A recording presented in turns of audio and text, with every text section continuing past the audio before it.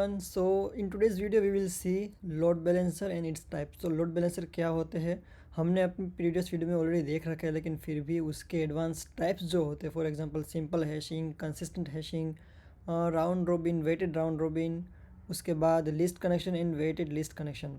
सो ये जो 6 टाइप्स होते हैं और लोड बैलेंसर के क्लासिफिकेशंस भी होते हैं।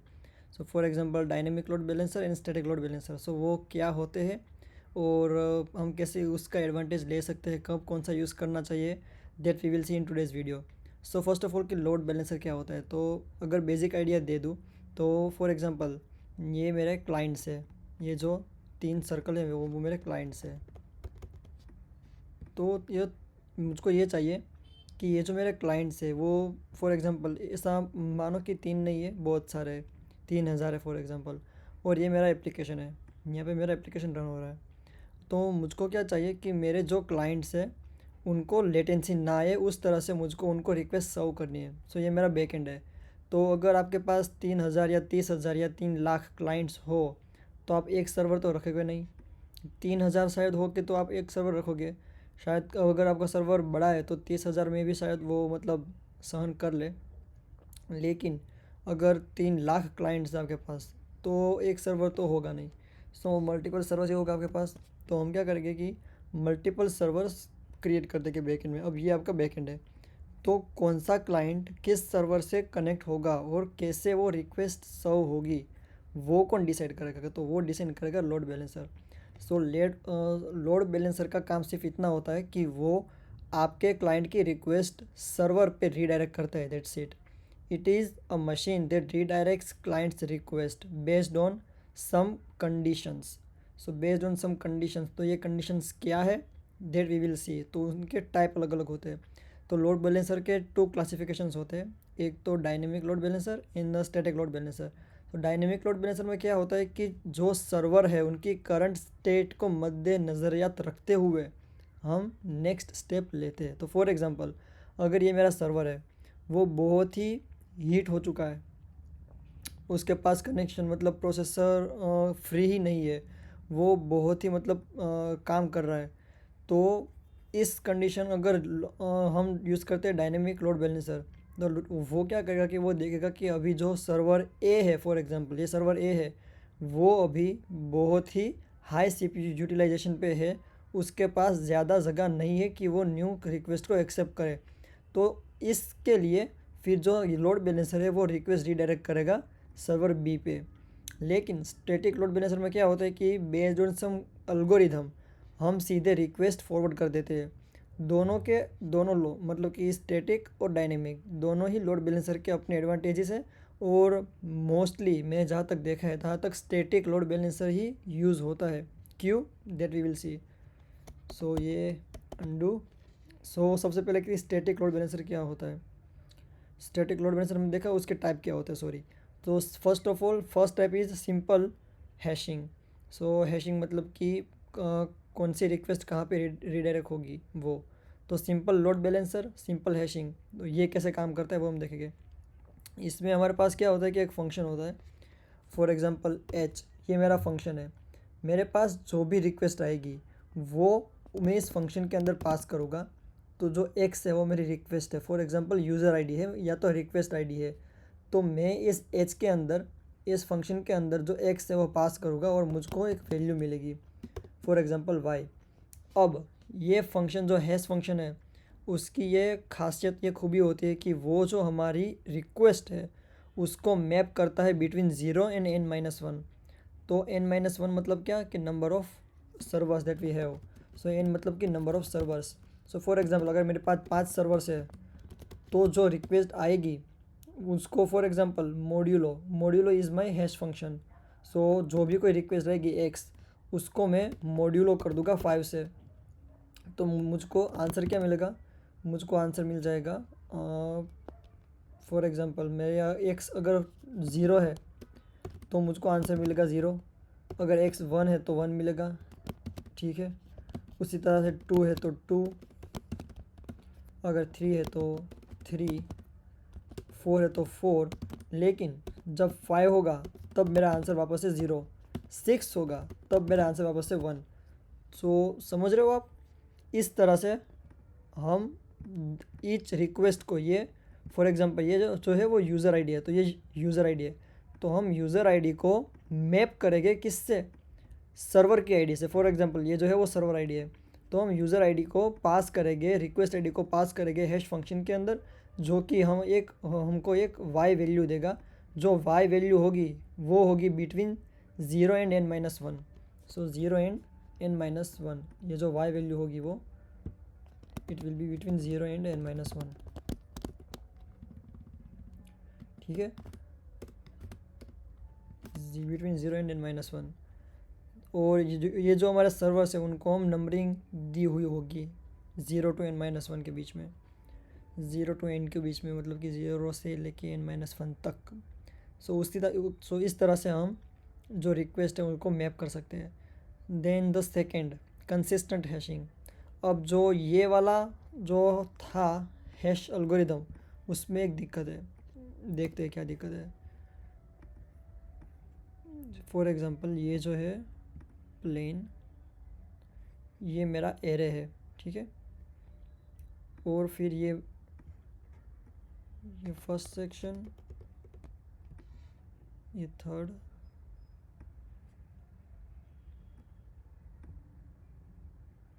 ये मेरा एरे है। फॉर एग्जांपल ये 1 2 3 4 5, ये मेरे 5 सर्वर्स है एरे के अंदर, ये ऐसा मैं सोच रहा हूँ।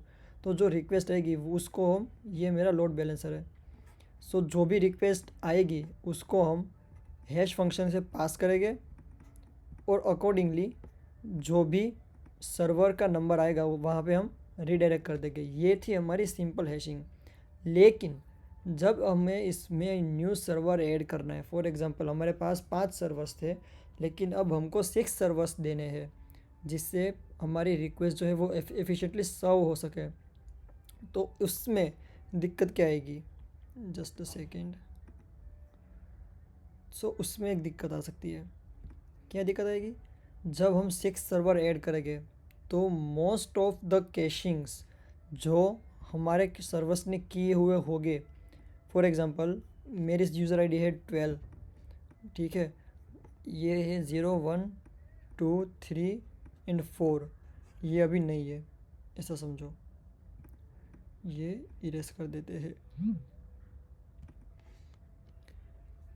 तो जब मेरी यूज़र आईडी है 12, जब मैं रिक्वेस्ट करूँगा तो मुझको कौन सा सर्वर असाइन होगा, मुझको असाइन होगा ये वाला server 2, because 12 module of 5 is 2, ठीक है। जो हैश फंक्शन है वो और भी ज़्यादा कॉम्प्लेक्स हो सकता है, लेकिन at the end modulo n होगा ही होगा, जिससे कि हम उसको जो भी वैल्यू है उसको 0 से लेके n-1 के बीच में ही मैप करा सकते हैं, मैप करा सके। इसके लिए जो मॉड्यूलो 5 जो है वो तो होगा ही। उसके बाद अगर कुछ और भी करना है तो फॉर एग्जांपल 12 × 5 कर दे, फिर उसके बाद प्लस कुछ रैंडम स्ट्रिंग कर दे, उसके बाद अगर मॉड्यूलो 5 कर दे। अगर हैश फंक्शन को कॉम्प्लेक्स करना है तो ये सब भी कर सकते हैं, लेकिन हमने सिर्फ सिंपल हैश फंक्शन लिया कि जो भी नंबर है सीधा मॉड्यूलो 5 करने का। सो मुझको क्या मिलेगा, सर्वर 2 मिलेगा। अब हर बार मेरी रिक्वेस्ट जो है वो सर्वर 2 पे रीडायरेक्ट हो रही है, तो इसको बोलते हैं स्टिकी सेशन। हर बार मेरी जो रिक्वेस्ट है वो सर्वर 2 पे रीडायरेक्ट हो रही है, तो हम क्या कर सकते हैं, हम वो जो सर्वर है उसमें कैशिंग करा सकते हैं इन मेमोरी। सो अगर मेरा डेटा किसी सर्वर में इन मेमोरी कैश हो गया है तो नेक्स्ट टाइम मुझको जल्दी डेटा मिलेगा। लेकिन अब देखो, जब मैं न्यू सर्वर ऐड करूँगा तो मेरे टोटल सर्वर कितने हो गए, 6, 0 से 5 मतलब टोटल 6। सो अब ये मॉड्यूलो 6 हो जाएगा। सो मॉड्यूलो 6 हुआ तो सर्वर की वैल्यू चेंज हुई, यहाँ पे 0 आ गया, मुझको न्यू सर्वर असाइन हुआ 0। तो ये सर्वर ने जो भी मेरा डेटा कैश किया था उसका तो कोई मतलब ही नहीं ना। अब ये मेरी रिक्वेस्ट गई 0 पे, यहाँ पे जो डेटा कैश हुआ है उसका तो कोई मतलब नहीं है। अब ये तो ऐसे ही लॉस हो जाएगा, मतलब वाइप आउट हो जाएगा, ठीक है। यहाँ पे फिर मेरा न्यू डेटा बनेगा, न्यू कैश होगा, उसके बाद मुझको एफिशिएंट मिलेगा, एफिशिएंट होगा। एक बार मेरा डेटा यहाँ से लेके यहाँ पे कैश होने लगा तो एफिशिएंट उसके बाद हो जाएगा जो लोड है सारे सर्वर पे वो भी कम हो जाएगा क्योंकि न्यू सर्वर ऐड हुआ है। लेकिन ये जो एक दिक्कत है कि यहाँ पे जो मेरा डेटा था वो बिना मतलब का हो गया। इसी तरह से कई सारे यूज़र, ऑलमोस्ट सारे यूज़र की जो मैपिंग होगी वो चेंज हो जाएगी। तो जितना भी डेटा ये 5 सर्वर्स ने कैश किए थे वो सब यूज़लेस हो जाएंगे। सो इसको सॉल्यूशन है कंसिस्टेंट हैशिंग। कंसिस्टेंट हैशिंग क्या है देखते हैं अभी। सो सॉल्यूशन ये है कि हम ये 0 1 2 3 और 4 ये n-1 ये हमारा सीधा एरे था। हम सीधे एरे को गौर कर देंगे। मतलब कि हम क्या करेंगे, मुझको इरेज करना पड़ेगा, वेट फॉर अ वाइल। ये हुआ मेरा सर्कल, उसके अंदर एक और सर्कल, और उसके अंदर फॉर एग्ज़ाम्पल मैं ये मेरा 0 1 2 ये मैं एरे ड्रॉ कर रहा हूँ। अब देखना ये मेरा 0 0 1 2 3 4 5 एंड 6 ये मेरी एरे की साइज़ है 6, ठीक है। एरे की साइज़ 7 है, सॉरी 6 लास्ट था, मैंने 0 से स्टार्ट किया था। तो 1 2 3 4 5 6 7 एरे की साइज़ जो है वो 7 है। अब हम क्या करेंगे कि जितने भी हमारे सर्वर्स हैं उनको भी हम हैश कर देंगे, जितने भी हमारे क्लाइंट्स हैं उनको भी हम हैश कर देंगे। तो फॉर एग्जांपल मैं सर्वर से स्टार्ट करता हूँ, जितने भी हमारे सर्वर्स हैं उनको मैं हैश कर रहा हूँ अभी। तो मेरा पहला सर्वर जो है वो यहाँ पे हैश हुआ, दूसरा सर्वर जो है वो यहाँ पे हैश हुआ, तीसरा जो है वो यहाँ पे हैश हुआ। अब क्या होगा, अब हम अपने क्लाइंट्स को हैश करेंगे। तो क्लाइंट्स को सर्कल से ड्रॉ करते हैं। तो ये मेरे क्लाइंट से, हाँ ये मेरी क्लाइंट की फ़र्स्ट रिक्वेस्ट, ये सेकंड रिक्वेस्ट, ये थर्ड रिक्वेस्ट, इसी तरह से बहुत सारी रिक्वेस्ट और भी है, ठीक है। तो अब क्या होगा, ध्यान से समझना भगवान, ठीक है। अब क्या होगा, इसमें कंसिस्टेंट हैशिंग में हम सर्कुलर वे में सर्वर्स एंड क्लाइंट्स की रिक्वेस्ट को हैश करते हैं। उसके बाद हर एक सर्वर जो है, हर एक रिक्वेस्ट जो है वो जाएगी क्लॉकवाइज नेक्स्ट सर्वर के पास। मतलब कि ये जो रिक्वेस्ट है वो सर्व होगी इसके द्वारा, ये भी इसके पास जाएगी और ये भी इसके पास जाएगी। ये रिक्वेस्ट सर्व होगी यहाँ पे, ये रिक्वेस्ट यहाँ पे। सो क्लॉकवाइज में जो नेक्स्ट सर्वर आ रहा है उसके पास वो रिक्वेस्ट अपनी रिक्वेस्ट सर्व होगी।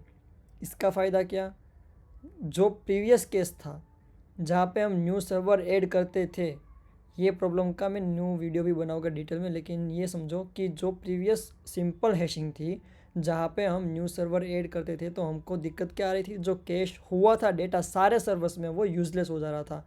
अब देखो, अगर यहाँ पे कोई बहुत ही अच्छी फ्लूट बजा रहा है पीछे, अगर यहाँ पे अगर मैं न्यू सर्वर ऐड करता हूँ तो क्या होता है वो देखो। ये सबसे पहले तो undo undo undo undo undo, ठीक है। यहाँ पे फॉर एग्जांपल मैंने न्यू सर्वर ऐड किया, यहाँ पे न्यू सर्वर ऐड किया मैंने, जगह दो थोड़ी। तो अब क्या होगा कि कैश डेटा चेंज तो होगा। ये रिक्वेस्ट जो है वो पहले सर्व होती थी इसके द्वारा, लेकिन अब जो है ये रिक्वेस्ट सर्व होगी इसके पास, ठीक है। तो कैश का डेटा चेंज होगा ये और ये रिक्वेस्ट के लिए इस सर्वर के अंदर, लेकिन ये वाले सर्वर्स, ये वाले क्लाइंट के लिए कैश का डेटा चेंज नहीं होगा क्योंकि ये तो अभी भी इसके ऊपर ही सर्व होगी।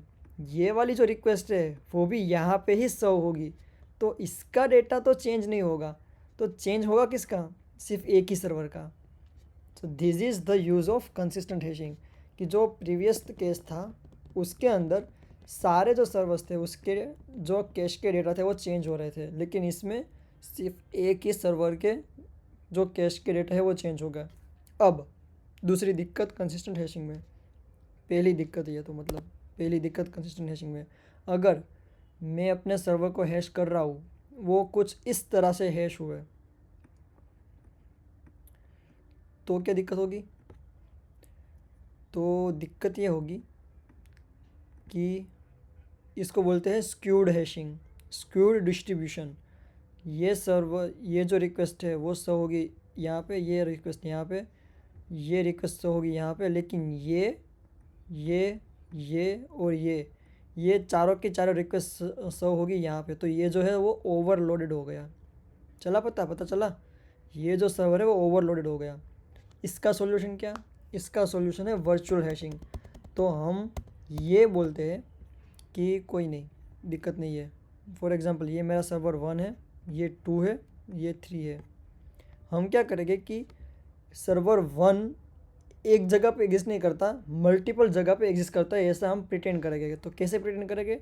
तो कि सर्वर 1 की जो आईपी होगा, फॉर एग्जांपल आईपी मतलब आईडी समझ लो आप, जो आईडी होगा सर्वर 1 की, वो अभी तक एक ही आईडी थी, इसलिए वो यहाँ पे हैश हुआ। हम क्या करेंगे कि सर्वर 1 के लिए मल्टीपल आईडी जनरेट कर देंगे। तो मल्टीपल आईडी जनरेट हुई मतलब कि वो मल्टीपल जगह पे हैश होगा। सही है, बिल्कुल। तो ये जो है सर्वर 1 वो अब यहाँ पे हैश हो गया। दूसरी एक आईडी जनरेट की, वो हैश हो गई यहाँ पे। सिमिलरली जो सर्वर 2 है उसकी मल्टीपल आईडी जनरेट करें तो जो यहाँ पे वो हैश होगी। उसके बाद जो थर्ड आईडी जनरेट की सर्वर 2 की, वो फॉर एग्जांपल यहाँ पे हैश होगी। तो जो डिस्ट्रीब्यूशन है अब वो यूनिफॉर्म लग रहा है, लगेगा ही, लगना ही चाहिए। तो अब जो हमारी दिक्कत थी प्रीवियस वाली कि जो स्क्यूड डिस्ट्रीब्यूशन हो रहा था वो अब नहीं होगा। तो यहाँ पे मैं नंबरिंग अगर दे दूँ तो ये सर्वर 1 है, ये सर्वर 1 है, ये 2 है, ये 2 है। तो ये जो वाली रिक्वेस्ट होगी वो सो होगी सर्वर 2 के पास, ये सर्वर 2 के पास, ये सर्वर 2 के पास। नहीं, ये जो है वो 1 यहाँ पे मतलब कोई होगी तो वो होगी 1 के पास 100। ठीक है, इस तरह से यहाँ पे अगर जो है वो होगी 1 के पास 100, यहाँ पे अगर कोई रिक्वेस्ट होगी तो वो होगी 1 के पास। सो इस तरह से कंसिस्टेंट हैशिंग काम करता है। थर्ड कौन सा था? List connection I guess. Let me just check. List connection, no sorry, round robin easy, simplest one. ये मिटा दूँ, रखते हैं, कोई नहीं। सो राउंड रोबिन कैसे काम करता है? सिंपल ही है वो भी। ये जो हमारे सर्वर्स है, ये सर्वर 1, सर्वर के कलर चेंज हो गए, सर्वर 1, सर्वर 2 एंड सर्वर 3। हम क्या करते हैं, और ये जो है हमारा लोड बैलेंसर है, हम क्या करते हैं जितनी भी रिक्वेस्ट आती है, सॉरी कम ऑन, ठीक है, हाँ, जितनी भी रिक्वेस्ट आती है उन रिक्वेस्ट को हम राउंड रोबिन फैशन में, राउंड रोबिन मतलब एक के बाद दूसरा, दूसरे के बाद तीसरा, तीसरे के बाद वापस पहला, इस फैशन में हम सर्कुलर फैशन में, ये भी एक कह सकते हो सर्कुलर फैशन में। लेकिन ये जो सर्कल था और ये जो कंसिस्टेंट हैशिंग वाला सर्कल था डिफरेंट है प्लीज़। यहाँ पे नेक्स्ट जो करंट रिक्वेस्ट है उसके क्लॉकवाइज में जो नेक्स्ट सर्वर आता है वहाँ पे वो रिक्वेस्ट जाती है। यहाँ पे जो भी रिक्वेस्ट आई डजेंट मैटर, जिसकी बारी है उसके पास जाएगी। तो पहली रिक्वेस्ट यहाँ पे, दूसरी यहाँ पे, तीसरी रिक्वेस्ट यहाँ पे, चौथी रिक्वेस्ट यहाँ पे, पाँचवीं, छठी, वापस सातवीं, इस तरह से। Very simple. कब यूज़ करना चाहिए कब नहीं करना चाहिए? जब हमारा एप्लीकेशन सिंपल है, वर्कलोड जो है वो वेरी नहीं कर रहा, वर्कलोड जो है वो स्टैटिक है, और हमारे सारे सर्वर्स उसकी कैपेसिटी भी जब स्टैटिक है, स्टैटिक मतलब कि सिमिलर है, कैपेसिटी सिमिलर है, तब यूज़ करना चाहिए। लेकिन अगर हमारा वर्कलोड जो है वो वेरीज कर सकता है, ये अगर हो सकता है कि एक सर्वर जो है उसके पास ऐसी रिक्वेस्ट आई कि वो ओवरलोड भी हो सकता है, तब ये एल्गोरिदम थोड़ा वीक परफॉर्म कर सकता है मे बी। लेकिन हाईली यूज़ होता है ये एल्गोरिदम, क्योंकि मोस्ट ऑफ द केसेस में राउंड रोबिन काम कर ही जाता है। लेकिन जब जैसे मैंने बोला कि अगर वर्कलोड जो है वो वेरीज करता है, तो ये हो सकता है कि अगर रिक्वेस्ट 1, 4 और 7 जो कि ज़्यादा डेटा कंज्यूम करती थी, ऐसी रिक्वेस्ट थी, तो ये सारी रिक्वेस्ट जो है सर्वर 1 पे ही गई, नसीब होता है कहीं का, और जो सर्वर 2 और 3 है वो खाली बैठे हैं, मे बी हो सकता है। तो ये एक डिसएडवांटेज है, लेकिन फेयरली सिंपल है, बहुत ही सिंपल है, इजी टू इम्प्लीमेंट, और मोस्ट ऑफ द केसेस में यूज़ भी होता है। और ये इसकी जो लिमिटेशन है कि सर्वर वो हो सकता है, ओवरलोड हो सकता है, तो उसको सोल्व करने के लिए फोर्थ एल्गोरिदम, इमेज यही रखते हैं। फोर्थ एल्गोरिदम कौन सा वाला? Weighted round robin. So weighted round robin में क्या होता है कि हर सर्वर है उसको कैपेसिटी दी होती है। तो फॉर एग्जांपल हर एक सर्वर कितना लोड सह सकता है ये हमने दिया रखा होगा। सो फॉर एग्जांपल इसकी कैपेसिटी कितनी, फॉर एग्जांपल 4, इसकी कैपेसिटी देते हैं 2, और इसकी कैपेसिटी देते हैं 1। सो जो पहली रिक्वेस्ट आएगी वो जाएगी इसके पास, दूसरी आएगी वो जाएगी इसके पास, तीसरी आएगी वो जाएगी इसके पास, चौथी आएगी तो वो भी जाएगी इसके पास, पांचवी आएगी तो वो जाएगी यहाँ पे, छठी आएगी तो वो देखेगा कि इसके पास ऑलरेडी एक रिक्वेस्ट है और इसका वेट जो है वो कम है, तो वो छठी रिक्वेस्ट है वो वापस जाएगी यहाँ पे। जो सातवीं रिक्वेस्ट है वो भी देखेगा कि इसकी जो कैपेसिटी थी वो 2 थी, और वो ऑलरेडी टू रिक्वेस्ट हैंडल किया हुआ है, सो वो ऑलरेडी फुल है, ये भी फुल है, तो अब जो पांचवी रिक्वेस्ट है वो भी जाएगी यहाँ पे। सो ये जो है सॉरी छठी या सातवीं रिक्वेस्ट है शायद, तो वो भी जाएगी यहाँ पे। तो ये जो है वो, अगर मैं गलती ना कर रहा हूँ, जस्ट अ सेकेंड, ये जो है वो है वेटेड राउंड रोबिन। हाँ, लेकिन ये जो है वो स्टैटिक भी है, मतलब स्टैटिक लोड बैलेंसिंग है, डायनेमिक लोड बैलेंसिंग नहीं है, स्टैटिक लोड बैलेंसिंग है। इसमें हम देख तो रहे कि कौन से सर्वर की कितनी कैपेसिटी है, लेकिन कौन से सर्वर की करंट सिचुएशन क्या है वो नहीं देख रहे हम। सो ये अच्छा परफॉर्म करता है, बेटर देन राउंड रोबिन, लेकिन अगर ये भी हो सकता है कि इन दोनों के पास जो रिक्वेस्ट आई वो वापस की बहुत ही मतलब माइनर थी, लल्लू पप्पू थी, जल्दी सो हो सके वैसी थी, लेकिन ये सारी जो रिक्वेस्ट है वो बहुत ही टाइम कंज्यूमिंग थी, तो वापस ये ओवरलोड हो गया। इसकी कैपेसिटी ज़्यादा थी, वो ज़्यादा रिक्वेस्ट डिज़र्व भी करता है, लेकिन अगर इसमें से कुछ एक आध रिक्वेस्ट अगर यहाँ पे या यहाँ पे चली जाती तो अच्छा होता, मे बी पॉसिबल। सो इसकी वजह से ये मतलब बोल सकते हैं कि जो करंट स्टेट है इस सर्वर की वो हम मॉनिटर नहीं करते यहाँ पे, लेकिन बेस्ट है, ये वाला भी मस्त है। ठीक है, तो ये हो गया वेटेड राउंड रोबिन। अब लिस्ट कनेक्शन, मज़ा आएगा इसमें भी। फॉर एग्जांपल जो कैपेसिटी है यहाँ पे जो same round robin, weighted round robin, list connection, weighted list connection, ऐसा है। तो सबसे पहले नॉर्मल लिस्ट कनेक्शन देखते हैं। ये हटाना है भाई, हटाओ इसको। लिस्ट कनेक्शन देखते हैं। लिस्ट कनेक्शन में क्या होता है, मेरी फर्स्ट रिक्वेस्ट आएगी वो जाएगी यहाँ पे, सेकंड यहाँ पे, थर्ड यहाँ पे।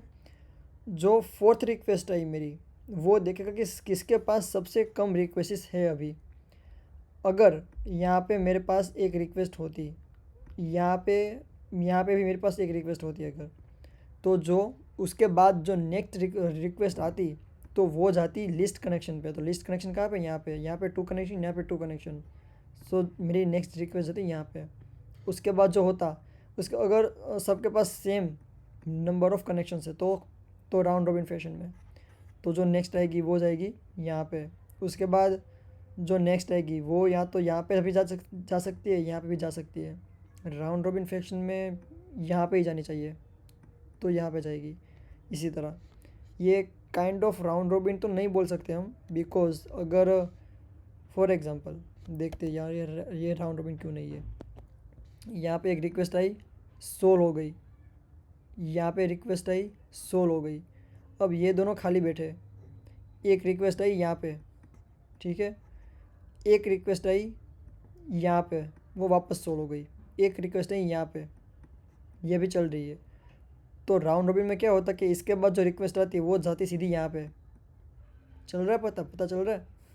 इसके बाद जो रिक्वेस्ट आती, मैंने करंट रिक्वेस्ट इसको असाइन कर दी, ये खाली बैठा है, जो नेक्स्ट रिक्वेस्ट आई वो राउंड रॉबिन में यहाँ पे जाती। लेकिन लिस्ट कनेक्शन में क्या होगा, वो देखेगा कि इस सर्वर के पास कुछ नहीं है तो इसको असाइन होगी। ये डिफरेंस है। लिस्ट कनेक्शन मतलब जिसके पास जितना कम रिक्वेस्ट है उसको भेजो, और क्या। वेटेड लिस्ट कनेक्शन मतलब क्या, सिमिलरली वेटेड लिस्ट कनेक्शन मतलब कि वेट दिया हुआ होगा, ये वेट दिया है। सो फर्स्ट रिक्वेस्ट आई वो यहाँ पे गई, सेकंड यहाँ पे, थर्ड यहाँ पे। ये वाली जो रिक्वेस्ट है वो 4 कनेक्शन सह सकती है, इसे मतलब हुआ काइंड ऑफ राउंड रॉबिन के जैसे ही हुए। लेकिन एक डिफरेंस है, जो लिस्ट कनेक्शन है वेटेड लिस्ट कनेक्शन, उसमें क्या होता है वो सिमिलर है, लेकिन ईच सर्वर जो है उसकी करंट स्टेट हम चेक करते हैं, डायनेमिक है। जो लिस्ट कनेक्शन है वो भी डायनेमिक लोड बैलेंसिंग है, जो वेटेड लिस्ट कनेक्शन है वो भी डायनेमिक लोड बैलेंसिंग है, क्योंकि हम करंट स्टेट चेक करते हैं इसमें।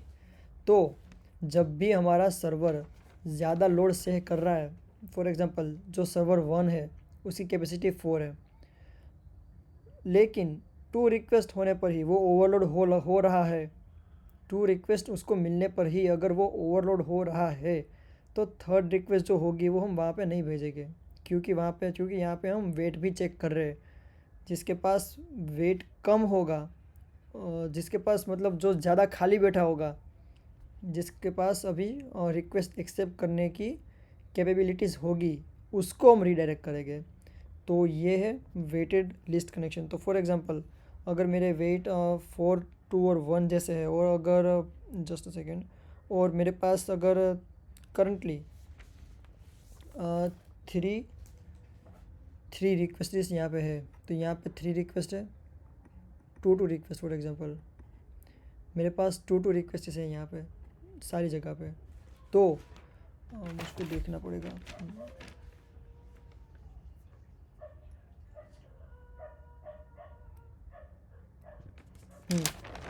अगर 2 रिक्वेस्ट है, जब नेक्स्ट रिक्वेस्ट आएगी तो वो कहाँ पे जाएगी, फॉर एग्ज़ाम्पल यहाँ पे कुछ नहीं है, खाली बैठा है, तो नेक्स्ट रिक्वेस्ट जो है वो कहाँ पे जाएगी, नेक्स्ट रिक्वेस्ट आएगी तो नेक्स्ट रिक्वेस्ट जो आएगी वो जाएगी यहाँ पे 4 के पास, क्योंकि वो लिस्ट कनेक्शन तो नहीं है। एक मिनट, सॉरी, नेक्स्ट रिक्वेस्ट जो आएगी वो जाएगी यहाँ पे लिस्ट कनेक्शन।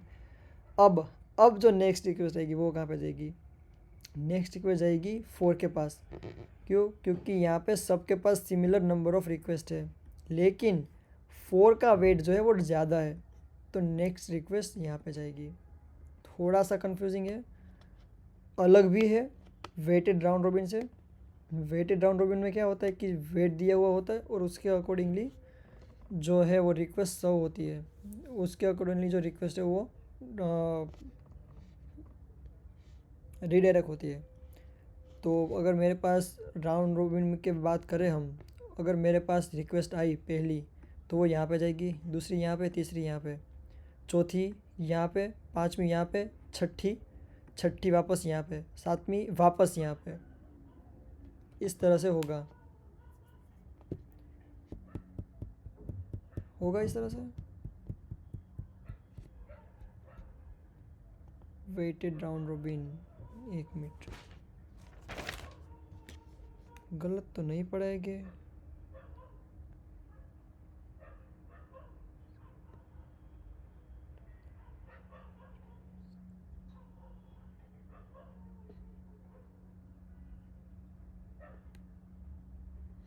ऐसा ही होगा, सही पढ़ा है मैंने, ऐसा ही होगा।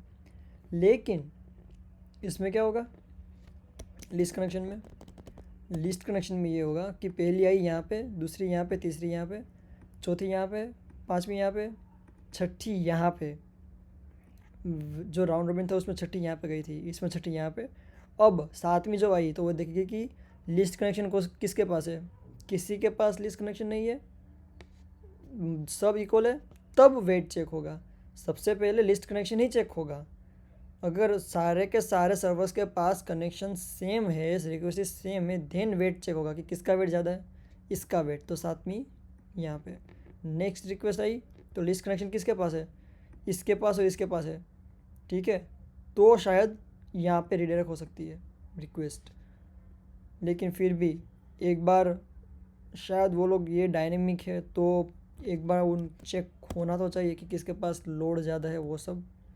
लेकिन इस तरह से काम करता है ये वाला।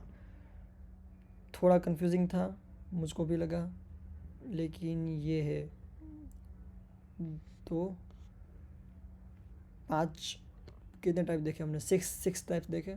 Simple hashing, consistent hashing, round robin, weighted round robin, list connection and weighted list connection. So thank you, bye bye.